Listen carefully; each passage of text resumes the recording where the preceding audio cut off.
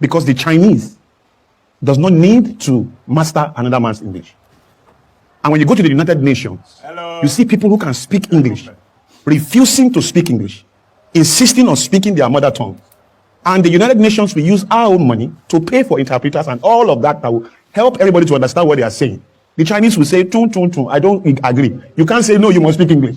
Because globally, there is no language that is a standard or a determinant of progress. So that is critical. Now, here, English language is fantastic. There's nothing wrong with it. And I'm not saying we should take it away. I am saying that it is overrated. English language should not be a determinant of progress in our own country. It is not our fault. I'm speaking to you guys, right? It is not our fault that we have our language. If you can't say church, you can't even marry the girl of your dreams. Because if you go to a house on Sunday and you say, we are going to church, and your daddy, the father of the girl says, where are you guys going? So we are going to church. That's the end. I mean, he will just call his girlfriend, his daughter, and say, you've not found your husband, though. Except the father is also a church-speaking father. Where church has met church. And their church is so by sympathetic resonance. Okay, they agree. Okay, great. But the idea is that we really have to take a second look at this. Because if I cannot say church and I say church, it's not a proof of my intelligence. It does not define the strength of my character. It does not show the credibility of my decency. And so the people who observe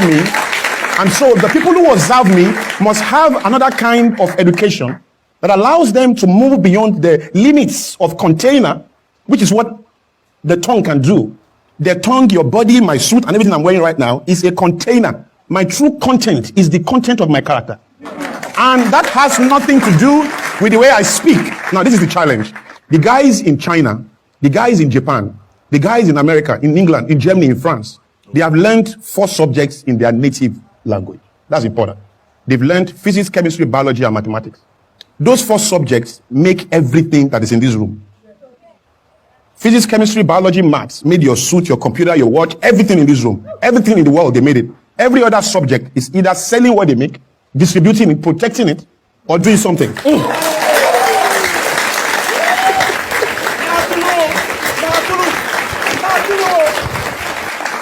Now, the idea is that because they learned those subjects in their native languages, I believe it aided comprehension. Look, why are the richest nations in the world, the first world countries in the world, why are these nations all speaking their native languages? It's just food for thought. Why is it that lingua franca only exists in third world nations and nations that have been colonized? Is it not looking more and more like an agenda to keep us small? Because every time you ignore the gift of nature, you embrace another inferior fabric that in itself is artificial and cannot define your originality, your authenticity, and your strength. So,